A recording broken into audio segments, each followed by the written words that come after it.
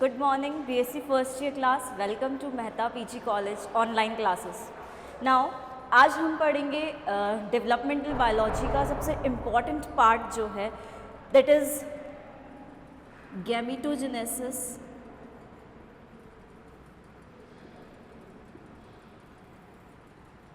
And गैमीटोजेनेसिस को आप युग्मक जनन भी बोलते हैं।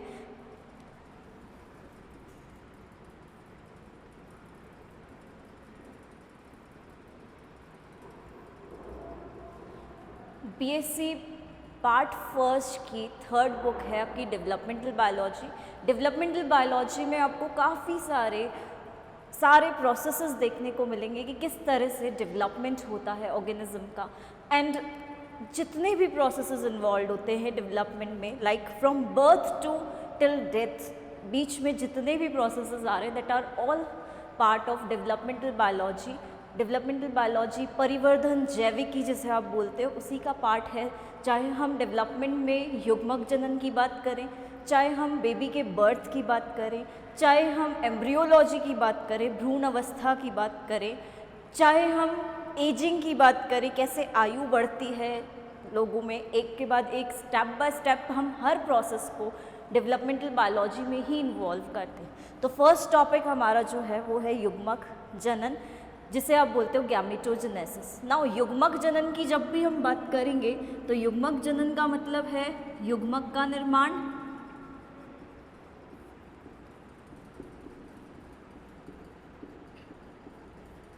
गैमीट का निर्माण, इसी को हम युग्मक जनन बोलते हैं। युग्मक जनन की प्रोसेस दो टाइप्स की होती है। युग्मक जनन दो प्रकार का होता है।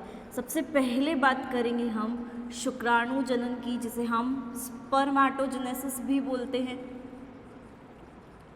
एंड दूसरी हम बात करेंगे यहाँ पर अंडाणु जनन की,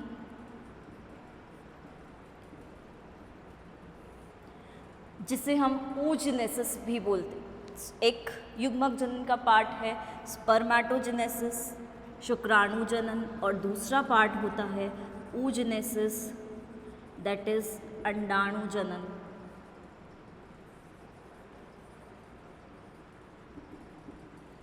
ठीक है, तो आगे हम बढ़ते हैं। शुक्राणु जनन की जब हम बात करेंगे तो शुक्राणु जनन क्या होता है, क्या प्रोसेस होता है। दैट मीन्स जनन मतलब होता है फॉर्मेशन या निर्माण। शुक्राणु मीन्स स्पर्म, यानी कि स्पर्म का निर्माण अगर हो रहा है, शुक्राणु का निर्माण अगर हो रहा है तो उसे हम क्या बोलेंगे, स्पर्मेटोजेनेसिस। एंड इफ यहाँ बात करूँ मैं तो यहाँ पर जनन मीन्स फॉर्मेशन, एग का फॉर्मेशन या अंडाणु का फॉर्मेशन हो रहा है। तो इफ मैं उसको बोलूँ एग का फॉर्मेशन या ओवम का फॉर्मेशन बोल सकते हो, ओवम का निर्माण बोल सकते हो, उस प्रक्रिया को हम क्या बोलेंगे, अंडाणु जनन। तो शुक्राणु जनन एक ऐसी प्रक्रिया है जिसमें शुक्राणु का निर्माण होता है। अब सबसे पहले हमें जो देखना है वो ये है कि शुक्राणु जनन को हमें डिटेल में पढ़ना है।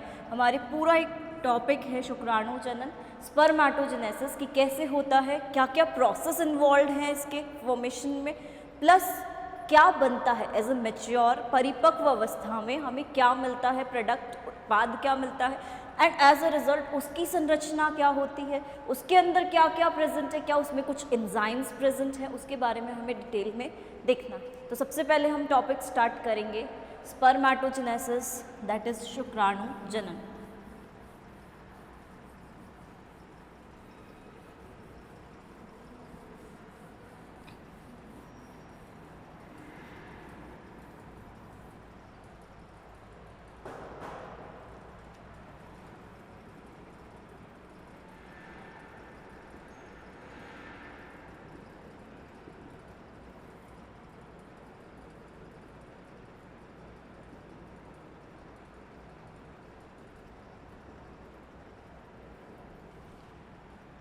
क्योंकि शुक्राणु जनन की बात करते हैं हम यहाँ पर, तो सबसे पहले हम एक संरचना देखते हैं कि शुक्राणु जनन में बनता क्या है।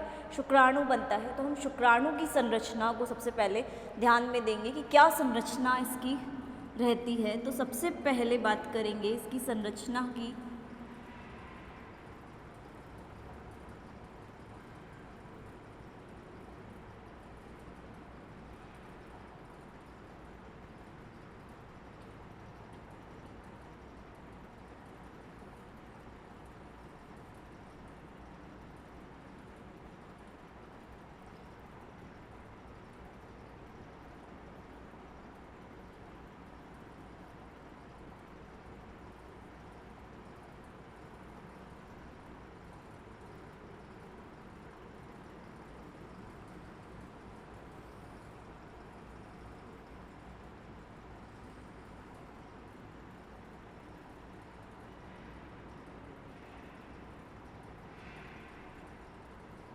क्योंकि संरचना की बात कर रहे हैं तो इसमें हम सेंट्रियोल्स की बात भी करेंगे और इसकी संरचना में क्या क्या उपस्थित होता है उसकी बात भी करेंगे, उसको भी साथ साथ लेकर चलेंगे।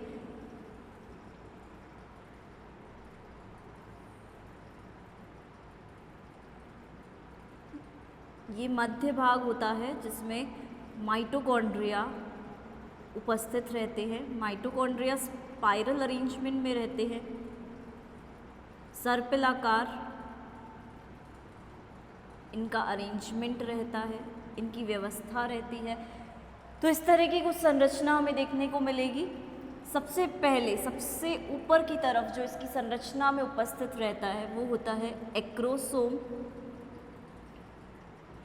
इसे आप टोपीनुमा संरचना भी बोलते हैं। टोपीनुमा संरचना है ये, जो सबसे ऊपर उपस्थित रहती है, सबसे टॉप पे उपस्थित रहती है, तो टोपीनुमा संरचना। इसके जस्ट नीचे की तरफ अगर हम बात करेंगे तो न्यूक्लियस या केंद्रक उपस्थित रहता है और न्यूक्लियस हमेशा यहाँ पर कैसा रहता है, एन रहता है, दैट इज हैप्लॉइड रहता है। नेक्स्ट बात करेंगे हम यहाँ पर इसके भागों की। यहाँ पर अगर हम देखेंगे तो यहाँ पर हमें दो प्रकार के सेंट्रियोल्स देखने को मिलेंगे। यहाँ पर अगर मैं बात करूँ ऊपर वाले का मतलब है पास वाला, तो पास वाला जो सेंट्रियोल होता है वो होता है प्रॉक्सिमल सेंट्रियोल। और नीचे वाले की बात करूँ तो नीचे वाला इससे थोड़ा सा दूर है, इस भाग से थोड़ा दूर है, तो इसको हम बोलते हैं डिस्टल सेंट्रियोल।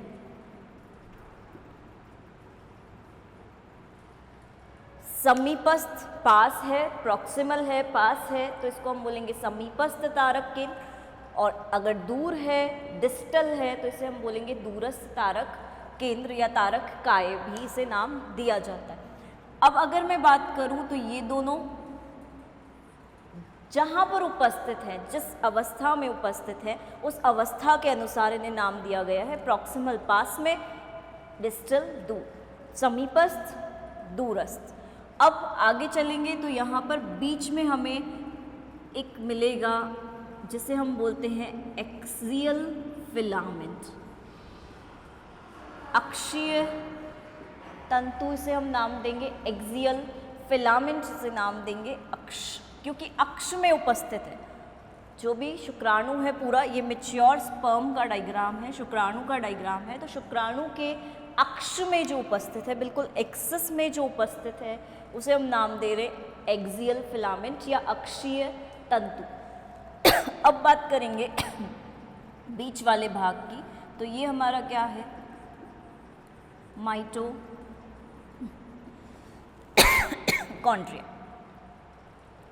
माइटोकॉन्ड्रिया की अगर मैं बात करूं तो माइटोकॉन्ड्रिया का यहाँ पर काम क्या होता है, एनर्जी प्रदान करना, ऊर्जा प्रदान करना।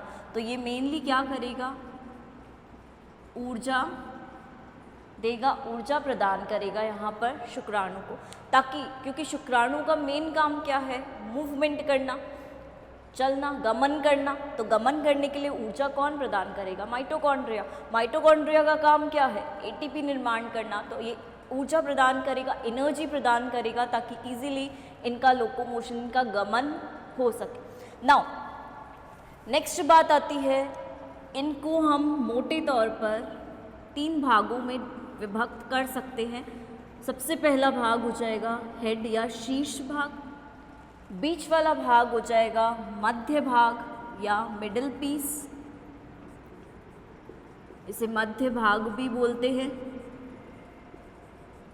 और आखिरी भाग हो जाएगा टेल या पूंछ भाग। शीर्ष भाग, मध्य भाग और पूंछ भाग, टेल भाग। लेकिन इन दोनों के बीच वाले भाग को, शीर्ष और मध्य भाग के बीच वाले भाग को ग्रीवा भाग या नेक भाग भी कहा जाता है, ग्रीवा भी इसे कहा जाता है। तो इस तरह से इन्हें 3 भाग में विभक्त किया जाता है, लेकिन एक चौथा भाग भी उपस्थित रहता है जिसे हम बोलते हैं नेक भाग या ग्रीवा भाग। अब बात करेंगे हम इन सब के फंक्शंस की, इन सब के क्या कार्य रहते हैं। तो एक बात करेंगे सबसे पहले एक्रोसोम। एक्रोसोम में बहुत सारे एंजाइम्स पाए जाते हैं, जिसमें से सबसे इम्पॉर्टेंट, सबसे कॉमन एंजाइम हम बात करें तो कौन सा होता है? हाइलुरोनिडेज।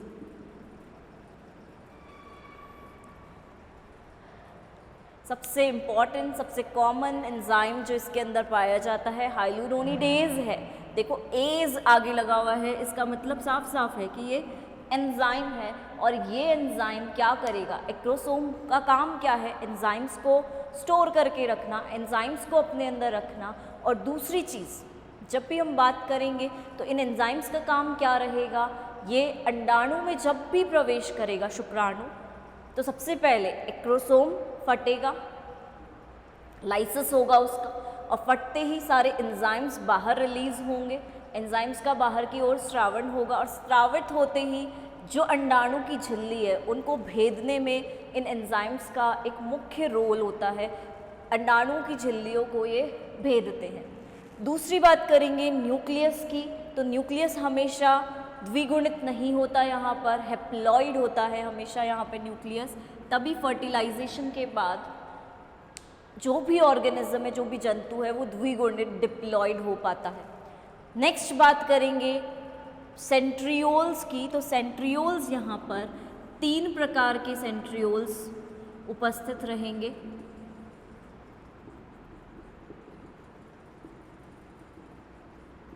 पहला रहेगा हमेशा से प्रॉक्सिमल पास वाला सेंट्रियोल। जब मैं बात कर रही हूँ पास वाला सेंट्रियोल है, ये पास वाला तारक केंद्र है, तो इसका मुख्य काम क्या है? जब भी शुक्राणु प्रवेश करेगा अंडाणु के अंदर तो ये साथ में जाएगा, ये भी साथ में जाएगा अंडाणु के अंदर। और साथ में जाकर इसका काम क्या रहेगा? जैसे ही अंडाणु में जाएगा तो ये किसको प्रमोट करेगा? ये विदलन को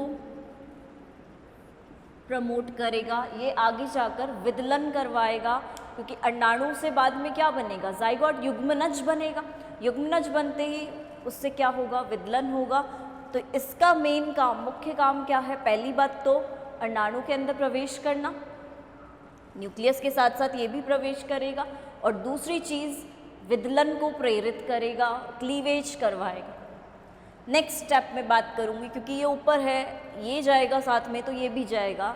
नेक्स्ट स्टेप में आता है हमारा डिस्टल सेंट्रियोल। डिस्टल सेंट्रियोल का मुख्य कार्य होता है, क्योंकि दूर है और इसी के यहाँ से एक्सियल फिलामेंट, अक्षीय तंतु बनना शुरू हो जाते, तो इसका मुख्य काम है अक्षीय तंतु का निर्माण, या एक्सियल फिलामेंट जो है उसको फॉर्म करवाने का मुख्य काम इसका रहेगा।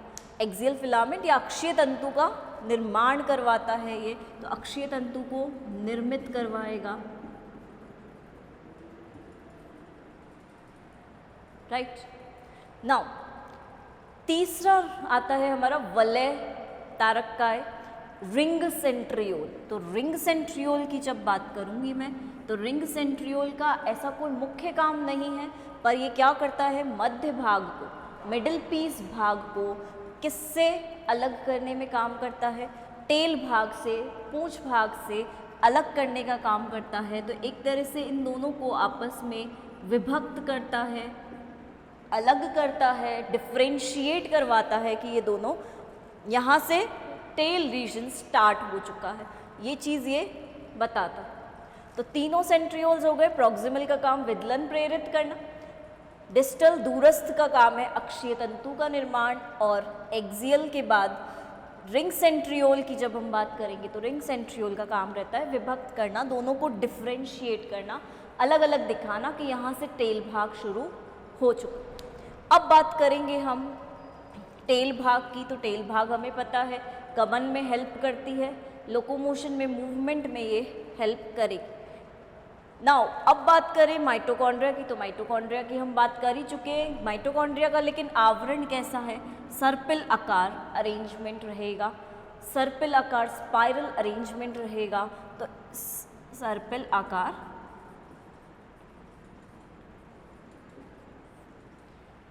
इनकी व्यवस्था रहेगी। तो इस तरह से यहाँ पर हम बात करते हैं शुक्राणु की एक संरचना, एक परिपक्व शुक्राणु जो होता है वो इस तरह की संरचना को प्रदर्शित करता है, इस तरह की संरचना को शो करे। अब ये तो हमने बात कर ली कि स्पर्मेटोजेनेसिस क्रिया है, स्पर्मेटोजेनेसिस क्रिया में स्पर्म का निर्माण होगा, शुक्राणु का निर्माण होगा और शुक्राणु की संरचना इस तरह से होती है। लेकिन ये शुक्राणु बनता कैसे है?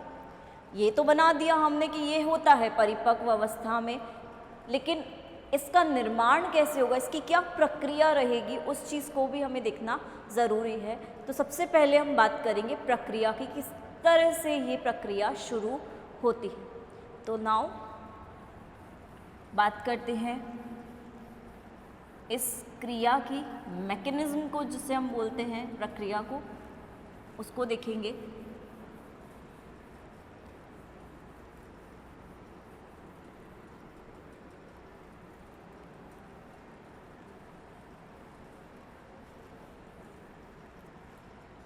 मैकेनिज्म देखने से पहले हम ये भी देख लेते हैं कि शुक्राणु जनन क्रिया होती कहाँ है। तो शुक्राणु जनन क्रिया कहाँ होगी?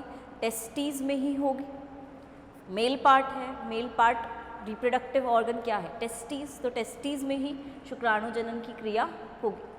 अब सबसे पहले अगर मैं बात करूँ तो टेस्टिस की संरचना की बात करती हूँ। टेस्टिस की संरचना में सबसे पहले क्या उपस्थित रहते हैं, कौन से सेल्स उपस्थित रहते हैं? तो हम बोलते हैं कि दो टाइप के सेल्स इनके अंदर पाए जाते हैं, सर्टोली सेल्स और लेडिक सेल्स। अंतराली कोशिकाएं बोलते हो, एक को सर्टोली कोशिकाएं बोलते हो। एक सर्टोली होते हैं, एक लेडिक या अंतराली कोशिकाएं होती हैं।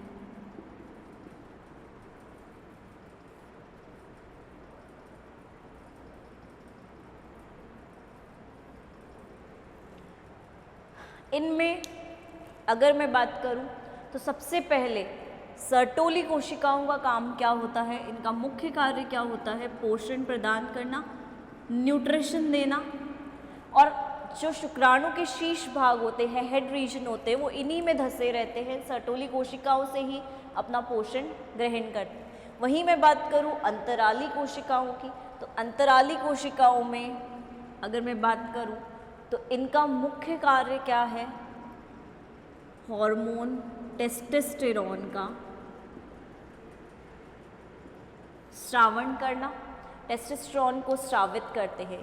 तो दो मुख्य प्रकार की कोशिकाएं रहेंगी, सर्टोली कोशिकाएं, अंतराली कोशिकाएं। सर्टोली कोशिकाओं का काम है पोषण प्रदान करना और अंतराली कोशिकाओं का मुख्य काम है टेस्टोस्टेरोन जो हार्मोन होता है, मुख्य हार्मोन, उसको स्रावित करना। और इन दोनों की हेल्प से क्या होता है? स्पर्मेटोजेनेसिस की प्रक्रिया हो पाती। नाउ अब चलते हैं प्रोसेस की तरफ कि किस तरह से प्रोसेस होता है।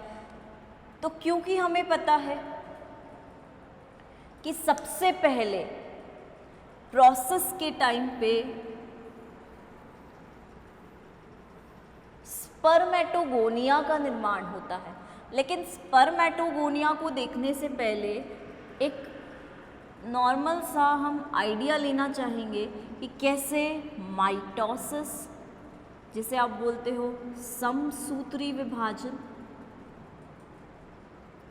और मियोसिस अर्धसूत्री विभाजन होता है। यानी कि हमें ये देखना है कि माइटोसिस और मियोसिस, समसूत्री और अर्धसूत्री विभाजन, दोनों विभाजन हैं, सेल डिविजन्स हैं, लेकिन क्या दोनों इस प्रक्रिया में होते हैं या नहीं होते?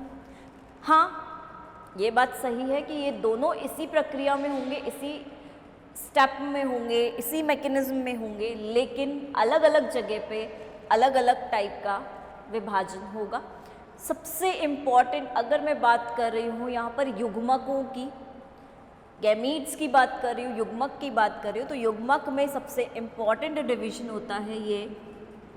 इसीलिए इसी डिवीजन की वजह से ही हम आज डिप्लॉयड हैं, द्विगुणित हैं।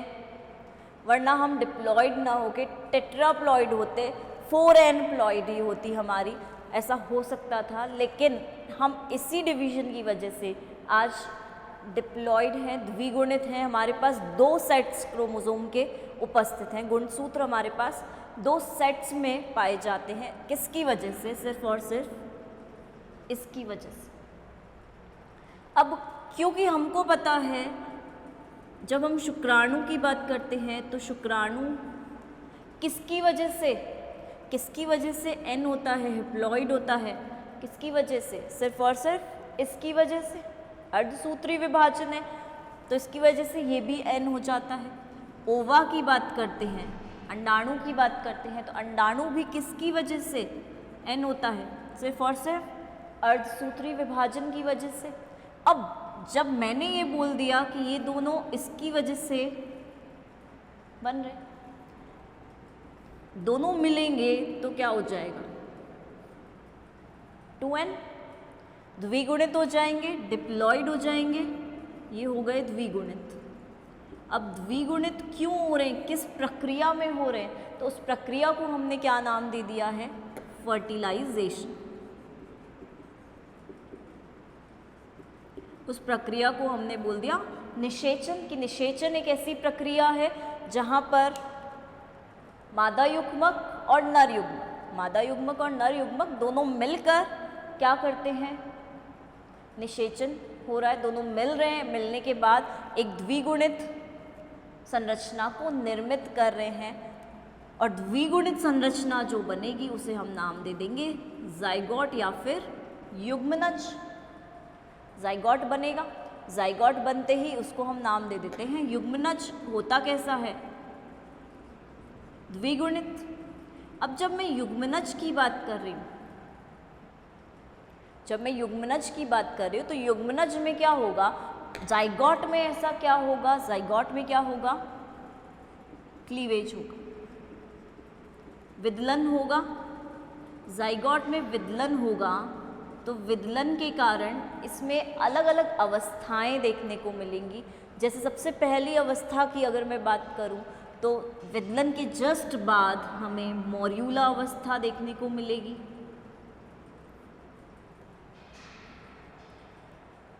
आठ कोशिकाएं होती है जिसके अंदर गुहा उपस्थित नहीं होती, मॉर्यूला अवस्था के बाद में अगर देखूं तो ब्लास्टूला अवस्था आती है। यहाँ तक आते आते गुहा का निर्माण शुरू हो जाता है, यहाँ तक आते आते गुहा निर्मित होने लग जाती है। तो यहाँ पर इस अवस्था को मैं नाम दे दूंगी ब्लास्टूला अवस्था। अब ब्लास्टूला अवस्था के बाद अगर मैं बात करूँ तो ब्लास्टूला अवस्था के बाद कौन सी अवस्था आएगी? गैस्ट्रूला अवस्था। तो ब्लास्टूला अवस्था के बाद मैं देखूंगी गैस्ट्रूला अवस्था। अब अगर मैं बात करूं तो मॉर्यूला निर्माण की प्रक्रिया को हम क्या बोलेंगे? मॉर्यूला भवन। ब्लास्टूला निर्माण की प्रक्रिया को ब्लास्टूला भवन, ब्लास्टुलेशन, और गैस्ट्रूला निर्माण की प्रक्रिया को गैस्ट्रूला भवन। तो इस तरह से 3 अलग अलग प्रोसेस हो रहे, अलग अलग प्रक्रियाएं हो रही है जिनके द्वारा अलग अलग संरचनाओं का निर्माण हो रहा है। मॉर्यूला भवन के द्वारा मॉर्यूला निर्मित हो रहा है, ब्लास्टूला भवन के द्वारा ब्लास्टूला का निर्माण, गैस्ट्रूला भवन के द्वारा गैस्ट्रूला का निर्माण। लेकिन क्या मैं बात कर सकती हूँ? मॉर्यूला मैंने बोला सॉलिड अवस्था है, 8 कोशिकाओं की अवस्था है, कोई गुहा नहीं। इसमें मैं अगर बात करूं तो 16 से 64 सेल स्टेज हो सकती है। गुहा का निर्माण यहाँ पर होना शुरू हो जाता है। तो यहाँ पे जो गुहा उपस्थित होगी उसको मैं क्या नाम दूंगी? ब्लास्टूला की गुहा या ब्लास्टोसील। या तो मैं बोलूँगी ब्लास्टूला की गुहा या फिर ब्लास्टोसील। अब गैस्ट्रूला की बात करूं तो गैस्ट्रूला में भी एक गुहा होती है। और गैस्ट्रूला कब निर्मित होता है? जब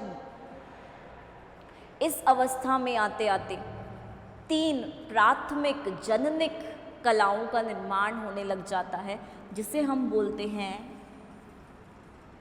3 प्राइमरी, 3 प्राथमिक जर्मिनल लेयर्स।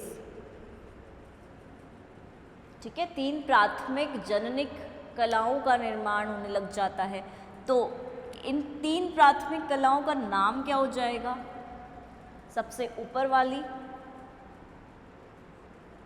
एक्टोडर्म, सबसे बीच वाली मेसोडर्म, मध्य लेयर, आंतरिक लेयर हो जाएगी एंडोडर्म। ठीक, सीधी सी बात है, जब इन 3 लेयर्स का फॉर्मेशन हो जाएगा तो दैट मीन्स कौन सा फॉर्म आ चुका है? गैस्ट्रुला बन चुका। और गैस्ट्रुला बनेगा तो इसके अंदर एक गुहा भी उपस्थित रहेगी और उस गुहा को हम नाम देते हैं, गैस्ट्रुला की गुहा का नाम होता है आर्केंटेरॉन। आर्केंटेरॉन। तो इस तरह से विदलन के द्वारा अलग अलग संरचनाएं निर्मित हो सकती। तो हम थे कहाँ पर? मियोसिस की बात कर रहे थे। मियोसिस की जब हम बात कर रहे थे तो मियोसिस में हमने बोला मियोसिस का क्या योगदान है। तो मियोसिस क्या करता है? हमारे जो भी युग्मक हैं उनको हाफ कर देगा, 2n से n कर देगा और उसी के कारण निषेचन हो पा रहा है। और निषेचन के कारण जो भी जंतु बनेगा, जिस भी जंतु का निर्माण होगा वो कैसा बनेगा? हमेशा द्विगुणित बनेगा, क्योंकि n और n अगर मिलते हैं तो 2n ही होगा, 4n नहीं हो सकता, पॉसिबल ही नहीं है। तो इस तरह से मियोसिस का योगदान रहेगा। अब एक बार हम फटाफट स्ट्रक्चर्स देख लेते हैं, इनके क्या स्ट्रक्चर्स रहते, फिर हम प्रक्रिया को भी शुरू करेंगे कि क्या प्रक्रिया रहती है स्पर्मेटोजेनेसिस। लेकिन इससे पहले एक बार स्ट्रक्चर्स को देखना भी ज़रूरी है।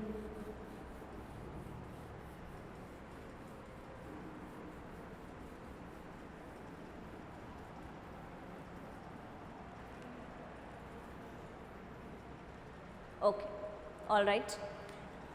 सबसे पहले बात कर रहे हैं हम, ये अवस्था अगर मैं देखूं जहाँ पे कोई गुहा नहीं है तो इसको मैं मॉड्यूला अवस्था बोल सकती हूँ। अब अगर मैं आगे वाली अवस्थाएं देखूं तो उस अवस्था में मैं क्या देखूंगी? ब्लास्टुला। तो ब्लास्टुला अवस्था में मुझे अलग अलग तरह के ब्लास्टुला मिल सकते हैं। हर जंतु का ब्लास्टुला जो होता है अलग अलग प्रकार का होता है।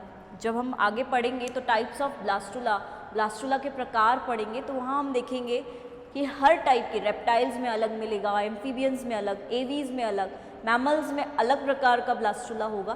तो यहाँ पर ब्लास्टुला की जब हम बात कर रहे हैं तो ब्लास्टुला हमें अलग अलग प्रकार का मिल सकता है, लेकिन एक कॉमन संरचना तो हम बना ही सकते हैं।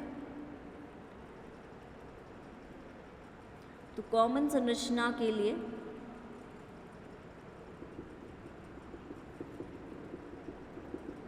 ये मेरा ब्लास्टुला है,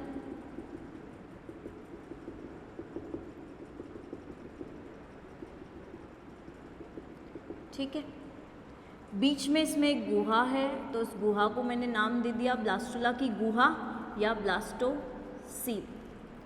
इसके बाहर की तरफ एक पूरी लेयर है, इस लेयर को मैं नाम देती हूँ ब्लास्टोडर्म।